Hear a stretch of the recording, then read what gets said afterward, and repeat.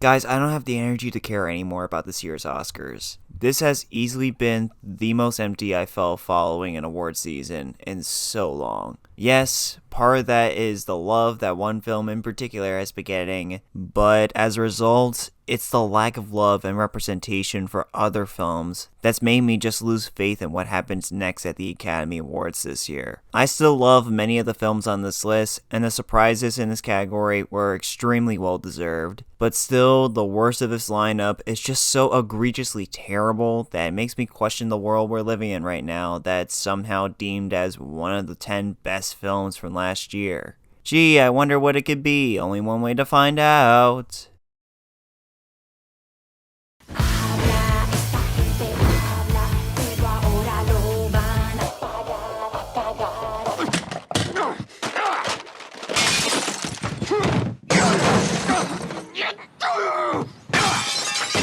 Surprise, surprise, it's Emilia Pérez. This movie. I never wanted to talk about a movie less in my life, but we're here. Somehow. 13 nominations later, so might as well discuss it. See, there was Emilia Pérez before the Golden Globes, and then there was Emilia Pérez after the Golden Globes. It was never the same. I watched it back in November to see what all the hubbub was about, and I really didn't like it. In fact, I disliked it so much that in my Letterboxd review, I said that it was a toss-up with Joker 2 for which one was a worse musical. It's this one, if you were asking, by the way. So I didn't much care about it then, but I thought even though it was in consideration for many awards, it wasn't gonna nab anything, or it'll pass into the wind of other Oscar bait from this year, like September 5 or Juror Number 2. It wasn't that. The Globes happened, and it won Best Musical or Comedy over Wicked and Anora. It nabbed nominations in SAG, Critics' Choice, and even the DGAs for Jacques Audiard for Director. Ew. And then the morning of January 23rd came about.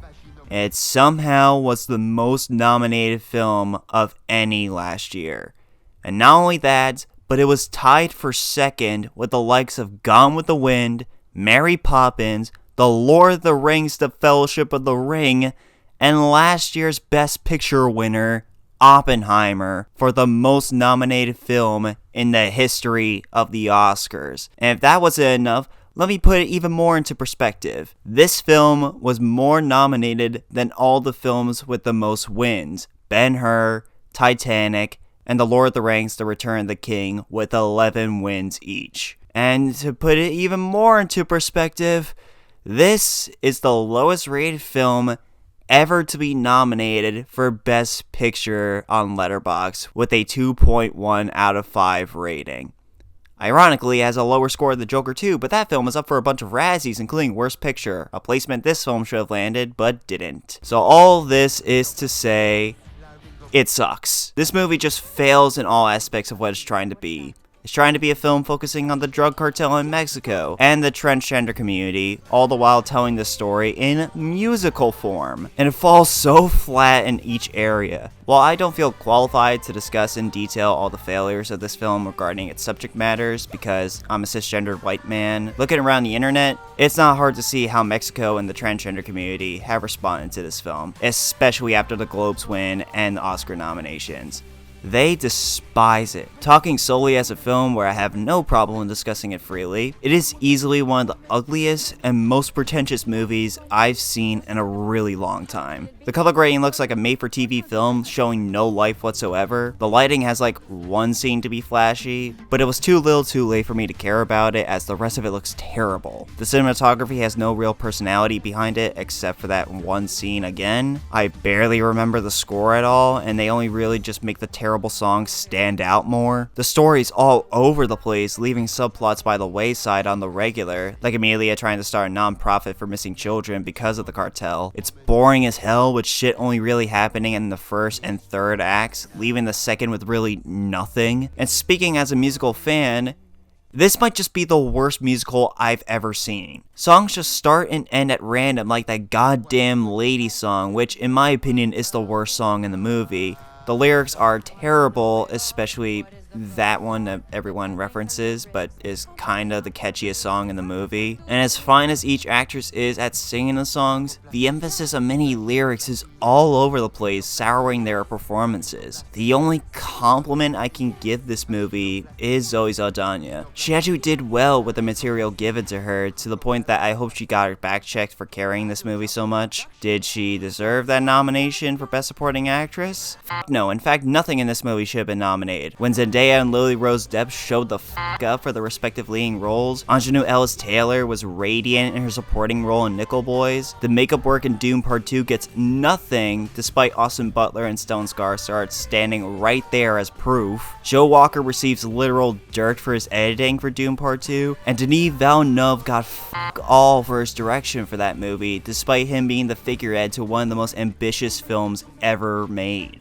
But credit where credit is due, I guess. So when your target audiences hate it, and most of the general audience hate it, how the hell did it get this much praise from the Academy? Simple. The Academy is still out of touch and thinks awarding the most shallow look at the transgender community in Mexico with all these nominations is progress. Apparently, the excellent I Saw the TV Glow and the really fun The People's Joker don't exist to the Academy, despite both being praised by the transgender community for their looks into their respective genderqueer stories and themes in refreshing ways. So in short, if this film somehow wins Best Picture, I'll gladly walk into the ocean with a pirated copy of the vinyl of this film's soundtrack. Fuck Jacques Audiard for being a pretentious asshole, for not doing the proper research needed to make this film, and his disgusting comments towards the Spanish language, calling it poor and migrant. Fuck Carla Sofia Gascon for her abhorrent tweets about Muslims, George Floyd, her views on diversity at the Oscars, and so much more. Fuck the Academy for giving this dog shit this much recognition over other genuine masterpieces from this year. And ultimately, fuck this movie. Fortunately enough, the rest of this video will be fairly positive, as the other movies above it are at the very least okay. How does it feel? It's insane to me that the obligatory biopic nomination wasn't the Oscar villain of the season, and my least favorite film on here. Crazy how this world has become. Anyways, I really don't care much about Complete Unknown. Ultimately, I don't have that much to say on it. Timothy Chalamet and Monica Barbaro were really good. I understand their nominations, even if I could think of others I'd nominate over them. There's some really good sound work and decent editing. Some of the musical sequences are pretty engaging, especially the one at the end. And the overall question that this film presents, that being, can you make something to satisfy yourself, even if it's not what everyone else may want, is really interesting. If anything, I appreciate how this film doesn't sensationalize Bob Dylan's character, as we see him being a pretty huge asshole at many points because only he knows what he wants and no one else does. That being said, as someone who's not well versed in the music scene, including Dylan's career, I felt like I didn't learn all that much about him, other than he liked to be in his own world with his music, he was inspired by Johnny Cash, and he liked to perform for himself at events. Other than that, I didn't get much else from him, or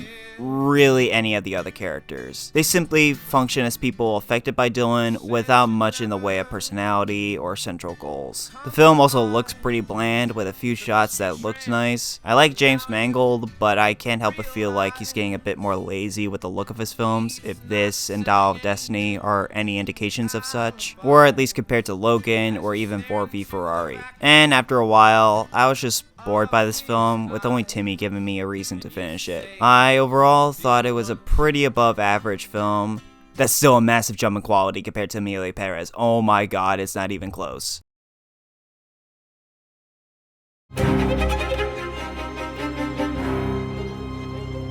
I really did want to love Conclave. The concept of looking into the process of picking the next pope is really intriguing to me, and the talents involved got me all kinds of excited. But ultimately, I was kind of bored for a good portion of it. After the Pope dies, the film takes so much time setting up the characters involved in the election, and just drags a lot for me. It's not until the scene where Ray Fiennes gives that powerful speech where the film actually gets really interesting. But by then, I only really cared about like 2 characters, and the others were just window dressing to me. That being said, I like seeing the process of the election and the scheming involved. The performances were all rock solid, none of which I would personally nominate myself. Like, Isabella Rossellini was good for her 3 scenes here, but Best Supporting Actress? Really? The direction and cinematography were really good. I like the use of the color red here, making the images of the film pop more. And the score was good in isolation. But put into the film, it's incredibly loud, obnoxious, and inappropriately implemented. Honestly, take the score out of each scene and the emotions would stand out more. But ultimately, what saved this film for me was the ending. I was not expecting it, and it gave the movie more of a clear message of making way for a better future and allowing progress to occur. It's a really well done ending that saved an otherwise messy film. Also, I was just as shocked to see that the villain from Prince Caspian was the villain here too. Who knew?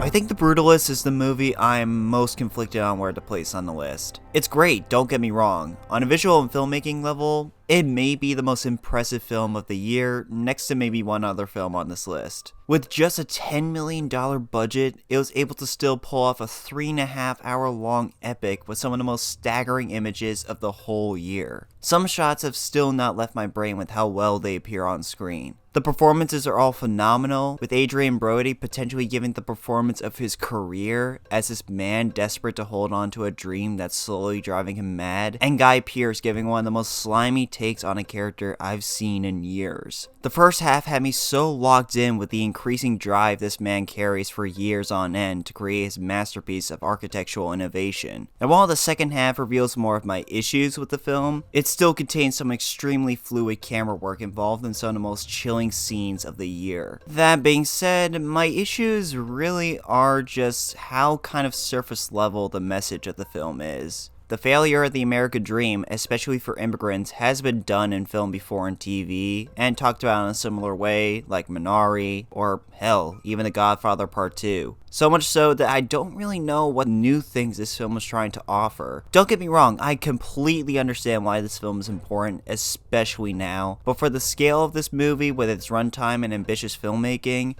I think the film ironically needed more in its story for it to fully resonate with me. Once again, I love it a lot, but I'm afraid it's more of a style over substance kind of film. But do check it out at least to understand the sheer mastery of the craft on display.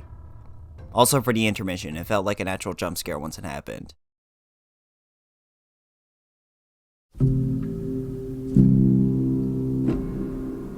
For how low on the list this film is, I think I was the most happy to see this film make an upset for a Best Picture nomination. It's probably the most indie of films here, with the way this film presents its story of 2 black boys trying to find a way out of this reform school in Florida through the actual perspective of the boys. For most of the film, it tells its story through the first-person view of the 2 characters, which is a very high-concept filmmaking choice that can sometimes prove to be a little bit too ambitious for its own good. At points, I think the POV shots can feel like it's pulling away from the emotions I want to feel for those scenes, like the boxing ring scene, for example. And development-wise, it's not the strongest film here, where I think one of the boys changes more than the other. However, as often as the film can sometimes shoot itself in the foot with how it documents the events of the story, it's still able to pull me back in with the many moments of sincere humanity with some very natural dialogue scenes. After watching it, I'm shocked that Aunjanue Ellis-Taylor didn't make it in for supporting actress, as she radiated each scene with a comforting warmth I haven't felt in a really long time. The other performances were also great, providing the emotions that sometimes the filmmaking struggles to hone down. The sound design is also so detailed in how they distance them out from environment to environment, and the way the film shifts perspectives in both the characters and filmmaking felt so confident and powerful. So like The Brutalist, the ambitions of this film can sometimes feel hampered down, this time due to the filmmaking, but it's still a very powerful film that could resonate in many ways with many audiences. Let's go.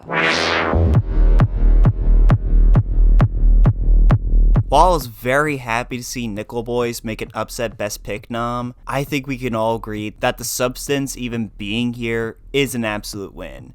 This is the first horror film to be nominated for Best Picture since Get Out in 2018. 7 years between then and now, and we finally have yet another banger horror film get the recognition it deserves. Granted, I myself don't think it's my favorite horror film of the year, nor would it be my personal pick to represent horror in this category. That we'll get to in due time, but seeing love for horror in any way by the Academy, who's been so anti-horror for so long, is always welcomed. I say this isn't my favorite, mainly due to the pacing being pretty slow in parts. Scenes like the one in the diner where we meet the old man version of the nurse at the beginning felt rather unnecessary and kind of mitigated some of the mystery a bit of this drug, as I think just the visual of someone else using the drug from the locker room does a lot to create a level of intrigue as to who's affected by it and how bad, while also building up the world of this film a bit. And while I absolutely love the third act of this film and how confident it is at being so out there with its concept, part of me was more gripped by the battle of the two halves in the second act, as the problems each character faced was so interesting to follow. But ultimately, this was just a very enjoyable film and one of the most fun movies I've seen nominated for Best Picture in a while. It has incredible sound work and cinematography, really playing into the disgusting nature of this concept and story. I love how loud the message of this film was regarding the dangers of trying to live up to female beauty standards in the entertainment industry, as it makes the events of the film more fun and entertaining to follow. The direction is so confident and precise by Coralie Varget, a very well-deserved director nomination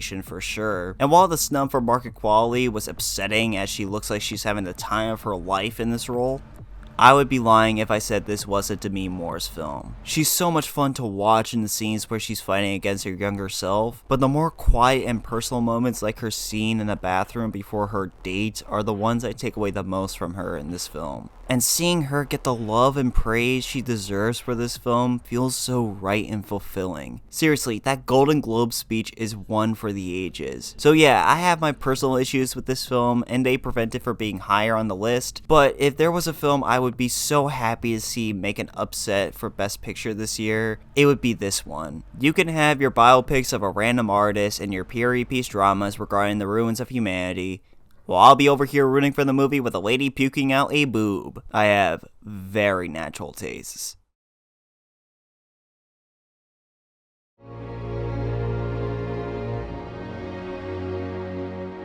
This took me way too long for me to watch. Seriously, there were no theaters showing it near me for a while. But Brazil understood the assignment and showed the fuck up with this film. If you don't know, I'm Still Here is about this Brazilian family living in 1970s Rio who have their lives upended when the military regime of the time takes the father in for questioning and never comes back. This causes years of psychological torture for the family, not knowing exactly what had happened to the father and what did he do to be taken in for. It's a deeply heartbreaking movie that does so much to make you care about what has happened to this family. It has a very different tone than I was expecting based on hearing that premise. It's not a thriller or a core drama, but a calm, hopeless docudrama that sees the characters tried their hardest to hold on to some semblance of hope, even years later. I loved watching this family just vibe and be with themselves, but I knew in the back of my mind that it would not last, and that this happiness would feel so distant by the end of the film. I do think that while I definitely felt for everything that was happening, I wished I connected with it a little bit more emotionally. Maybe delving into the background of these two's relationship more, or more stories regarding how they started their family could have done it, but I still felt all of what the film was hoping for me to feel by the end. And all of this is carried by the absolute powerhouse that is Fernanda Torres. I'm so sorry that I was not familiar with your game, ma'am, but hot damn. She sells the devastation and internal loss of control so well, while also still trying to be a caring, loving mother to her kids. That restaurant scene has just burrowed its way into my brain since watching it. It's heartbreaking. The more I let this movie sit with me, the better it gets. Hopefully this will beat out Emilia Pérez in all categories they're both nominated in, and hell, if this wins Best Picture despite all the odds against it, I will stand up and cheer. Thank you, Brazil, for this wonderful work of art, and I hope it continues to inspire for years to come.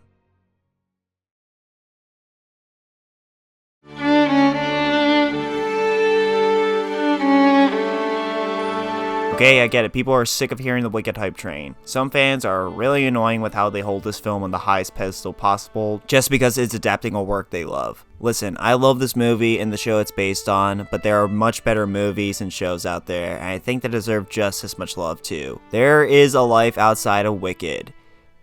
And it's called Hadestown. It's finally getting a pro shot. Oh my god, I'm more excited about this than anything Marvel's making this year. Please go watch it! Anyways, even with my complaints about the culture surrounding this movie, I still love it a lot. The fact that it beat the odds and was a great adaptation of this show I love was incredible to see. The characters are so well rounded, having their motivations and mannerisms challenged by one another. The themes of acceptance, challenging the status quo, and the authority of powers that be, while obvious, are still powerful in their execution. The performances are all fantastic. Seriously, if Zoe Saldana wins over Ariana Grande here, I will chug the whole ocean. The song and dance numbers are breathtaking, having the most standout filmmaking and directorial vision that the rest of the movie kind of lacks. Though, best original score? Were there any actual original pieces here that weren't from the Broadway production? I'm just saying, if you accept this but disqualify Dune Part 2 for the same reasons, is that actually fair? Does that make sense? Who the fuck am I kidding? They nominate Emilia Pérez for shit. Of course they don't make sense. And the thing I love most about this movie is just how sincere it is. It has its cheesy moments, but it wears them on its heart so warmly that I got so invested in them. Take the scene at the Ozdust Ballroom, where Alfie dances solo and then Glinda joins her. It's probably the most obvious symbolism of acceptance ever, but from the quiet melody of the music, the patient pacing, and the emotional performances, it makes it the most emotional scene of the film and my favorite in it, that isn't the obvious best one. Sure, the film failed to capture the very colorful whimsy of the original with how flat the film can look sometimes. While I praised the editing in my best of the year video for how it achieved at making this film flow so well as a part 1, there's still some scenes here where I thought the choices in the edit were pretty questionable. Unfortunately, I look to Defying Gravity as the biggest example of this, as the gap between lyrics felt a bit too disruptive. Like, why show Alfie as a child and the reflection of the building as she's falling? I don't really know what that accomplishes. But beyond my minor gripes with some of the filmmaking choices, I love this movie. I'll be cautiously waiting to see Wicked for good when it comes out, but I at least have one good Wicked movie, and that should count for something. But literally, that one original portion of One Short Day with Idina Menzel and Kristen Chenoweth was better than any song in Emilia Pérez. Seriously, what was up with this bullshit? Sorry, moving on. Shine the light on our greatest day.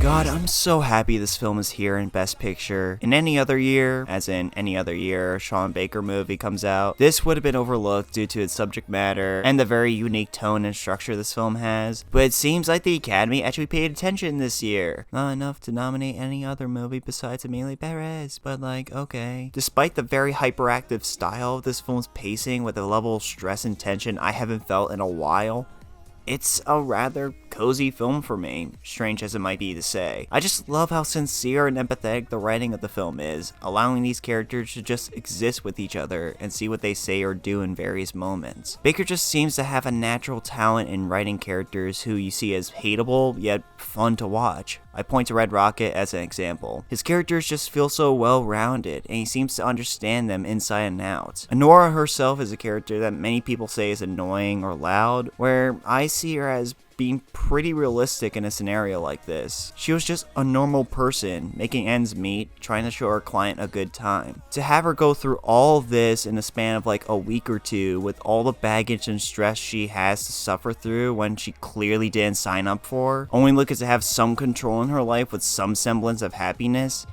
I think it's enough for anyone to go insane. I think that loss of control and losing something potentially good for her is why that ending feels so powerful and emotional. She now realizes that she's just stuck and unhappy, ultimately not knowing what to do anymore. It's an ending that has stuck with me since first watch.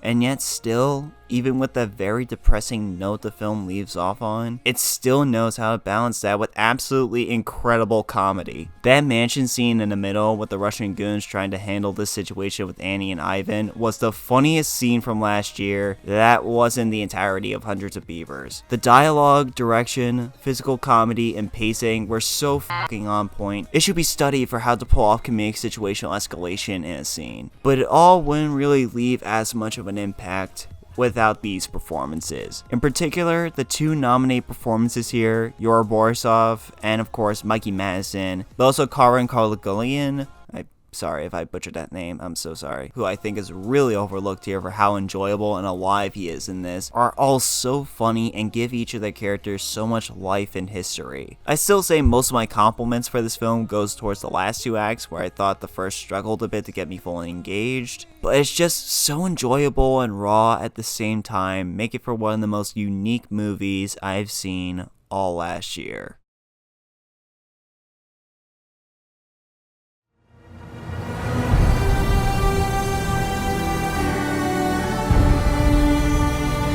Okay, yeah, it really wasn't any competition here. This was my favorite film from last year, and the one that everyone universally likes. Like, look at all the films on the Best Picture lineup and name a controversy this film has. Instead of focusing on the things this film does right, like its direction, performances, cinematography, you name it, I want to talk about how this film did not get nearly as much love as it should have from the Academy. Seriously, only 5 nominations? Deserved ones to be sure, but 5? This should have replaced all of Emilia Pérez's 13 nominations. Even the 2-song nominations, why the fuck not? But like, how did it not get an editing nomination when putting together this massive story successfully deserves so much praise? Like I said before, how did it lose that on makeup when Austin Butler looks as iconic as he does? I figured none of the performances were gonna get anything, but still everyone killed it. The screenplay being absent is a complete joke, but ultimately, the apparent vitriol against Denis Villeneuve for Best Director for both of these films feels so gross. Like, give me a good reason why he shouldn't have been recognized for these monumental achievements made out of pure passion and love for the source material that's on the same level of impressiveness as the Lord of the Rings trilogy. And while you're at it, why doesn't he deserve it but cowards like Jacques Audiard do? More than the Emilia Pérez glazing this year, this film's lack of love from the Academy is the reason why I feel so drained and disappointed this award season. And the worst part is, I'm positive it has the lowest chance at winning Best Picture, next to Nickel Boys. But at least that film has a screenplay nomination. This film lacks it all to win.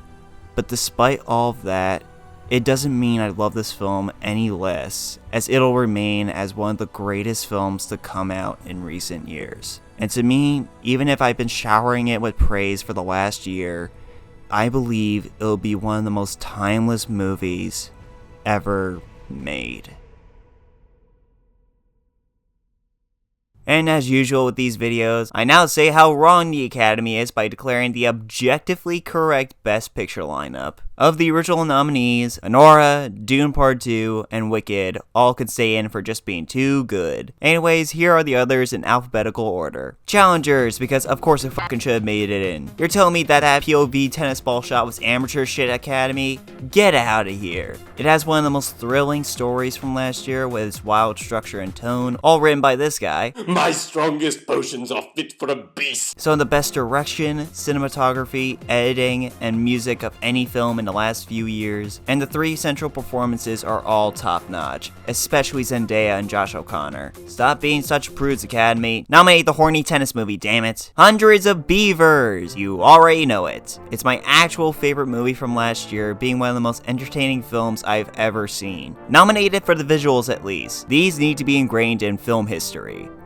Also, Ryland Deuce for Best Actor. Anyways, I Saw the TV Glow. It's the film Emilia Pérez thinks it is, but the Academy just didn't care enough about it to nominate. Jane, Cho, and Brun is so on point and precise with their direction that they so easily have that going for them. The writing is so fucking original and clever with its trans allegory and its way of telling that narrative through a horror setting. And like, if there was a color category, this would win it for sure. I know I'm making shit up now, but the Academy pulls shit out of their ass all the time. This year's living proof. Still sticking to the horror scene, next is Nosferatu. This is my favorite horror film from last year, with it actually being so chilling, atmospheric, and horrifying. And I mean, this film got so close with one Lily Rose Depp or Robert Eggers nomination away from tying with The Substance for nominations this year. Oh well, all the nominations it has, and those other two I just named, are enough for me to say it's one of my Best Picture nominees for this year. A Real Pain is probably the most obvious snub on this list. Like, it should have gotten in, right, with a screenplay and supporting actor nomination to justify its inclusion. Like, what are we doing here, Academy? Same with Sing Sing. It's insane it didn't make it in as well. Probably even more so with a leading actor nomination instead of supporting, and a screenplay nom too. Also, Clarence Macklin should have gotten in for supporting actor over like half of these guys, namely Edward Norton. At least he's nominated for the screenplay, so that's a nice nom to have. And finally, this lineup wouldn't feel complete without an animated movie on it. And that's The Wild Robot. This is just a delightful and magical film offering some of the best visuals of the year with one of my favorite screenplays I've seen for an animated film in a while. Also make a voice acting category already, Academy, so that way Lupita Nyong'o can have another Oscar nomination to her name. Anyways, I'm tired of this award season. Fuck Emilia Pérez, you ruined everything. Bye!